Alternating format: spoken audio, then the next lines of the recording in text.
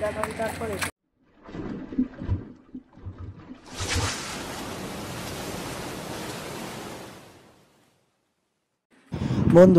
গত 8ই June Sodepur new কলোনির পুকুরে আমরা আবার গিয়েছিলাম মাছ ধরার জন্য। এই পুকুরের টিকিট মূল্য আপনারা সকলেই জানেন, 1200 টাকা করে। দুটি করে ছিপ এই পুকুরে ফেলা যায়। কোনো রকম 4 মাসটা এই পুকুরে করা যায় না। সকাল 6টা থেকে সন্ধ্যে 6টা পর্যন্ত ছিপ ফেলা যায়। এই দিন 7টা মতো সিট হয়েছিল। আমরা 9 নম্বর সিটে এই দিন বসেছিলাম। টোটাল এই দিন কতটা কেমন মাছ ধরলাম এবং অন্য শিকারীরা কতটা কেমন মাছ ধরলো আজ তোমাদের সামনে সেটাই তুলে ধরলাম। আর এই পুকুরে নতুন করে আবার মাছ দেওয়া হয়েছে, সেই মাছের ভিডিও কিছুটা আমি আজকে দিয়ে দিলাম এবং বাদবাকি কতটা কেমন মাছ দিয়েছে সেটি আগামীতে আরেকটা ভিডিওর মাধ্যমে আপনাদের সামনে তুলে ধরবো। এই পুকুরটি আগামীতেও খোলা থাকবে, আপনারা যদি কেউ বসতে চান। আগেই বলছি, এই দিন 8, 9, 15, 23, 22 এই সমস্ত সিটগুলো একটু ভালো মাছ হয়েছিল এবং ঘাটের দিকে যে সিটগুলো ছিল বাদিকে 6 কি 7 নম্বর সিট, তারা এদিন তেমনভাবে একটা মাছ পায়নি। তো আপনারা যারা আসবেন আমার কথা শুনে না।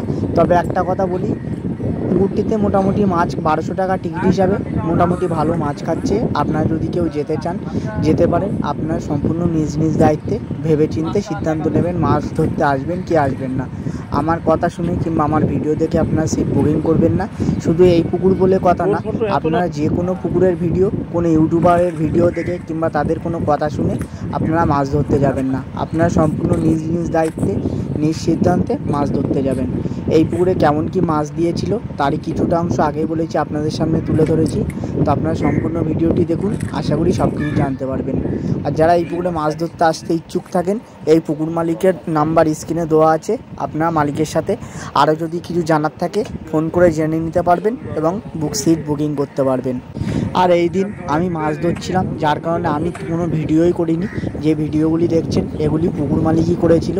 তার মধ্যে 15 নম্বর সিট ও 23 নম্বর সিট যে দুটো ছিল তারাও বেশ মোটামুটি মাছ পেয়েছে। 23 নম্বর সিটেও বেশ ভালো মাছ পেয়েছিল, কিন্তু পুকুর মালিক যতক্ষণে এসেছিল তার মধ্যে এই সিট দুটি উঠে চলে গিয়েছিল, যার কারণে তাদের নেটের ভিডিওটি আপনাদের সামনে তুলে ধরতে পারিনি।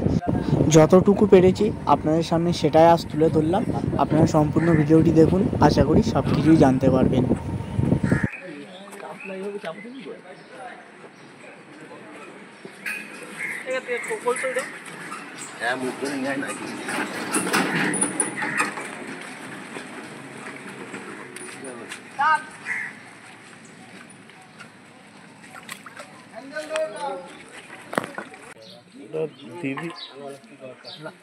দিদি ঢুকে গেছে না? দিদি তো পুরো হাতে নিয়ে নিয়ে কি মাছ আছে গোপাল? গোপাল একটু খেলিয়ে খেলিয়ে নিতে বলছে পাবলিক, বলছে খেলিয়ে খেলিয়ে নিতে।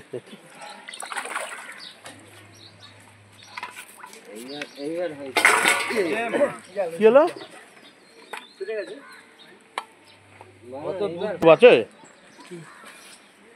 যার হাতে ছিপ সে জানে। এই তো নাম মনে হচ্ছে তেমন কিছু না। না পকেট কাতলা।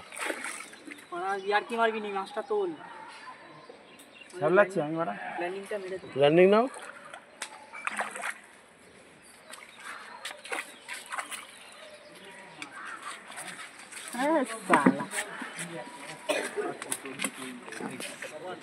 কি করবো তুই বল, আমি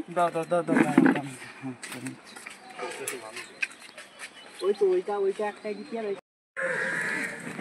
এই সুবিধা দেখবো। হ্যাঁ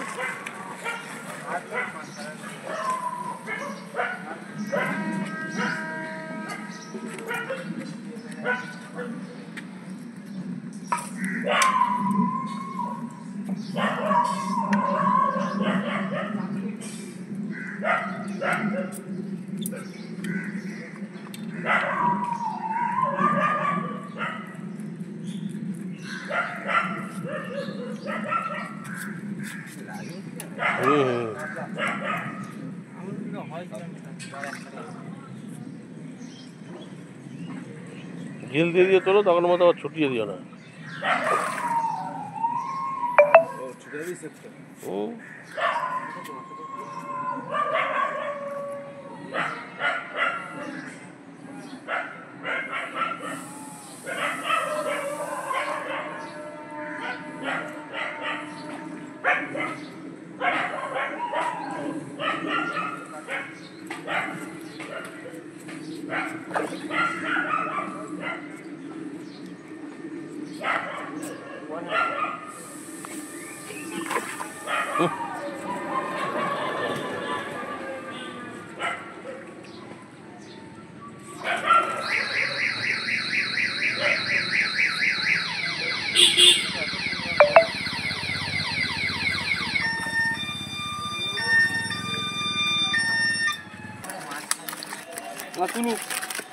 মাছের ছবি তুলবো।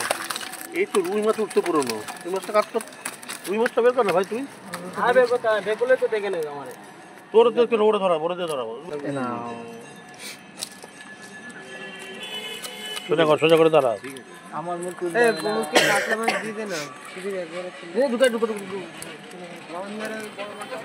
মাছ হয়তো কালকেও দিতে পারি, এই সপ্তাহের মধ্যে ভালো মাছ দেবো। একটু বেশি করে দিয়ে দাও। দাঁড়া বাইরে দিয়ে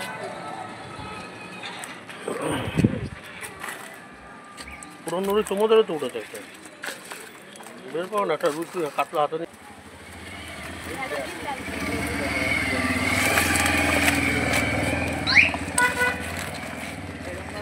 তারপরে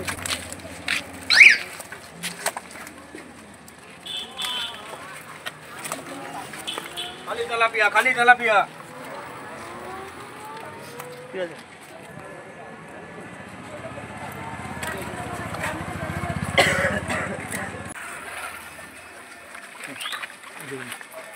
এদিকে আয় না বে। হ্যাঁ